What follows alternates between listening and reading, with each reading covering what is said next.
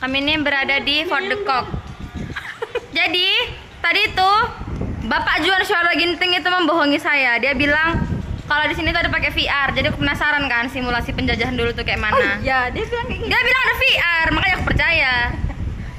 Katanya gini, pakai VR bayar 25.000. Maulah aku.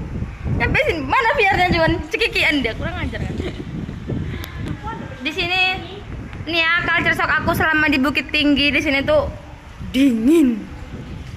Sepanas apapun tetap dingin. Dia tuh kayak panas tapi anginnya kuat. Gitu. Ini mau bikin YouTube loh. Mau masukin ke YouTubeku. Kenang-kenangan nanti. Kayak ada subscribernya aja. Nggak ada, ya kan untuk kenang-kenangan. Ah, lihat di sana mereka itu sudah capek. Tuh. Aduh. Baring aku di meja.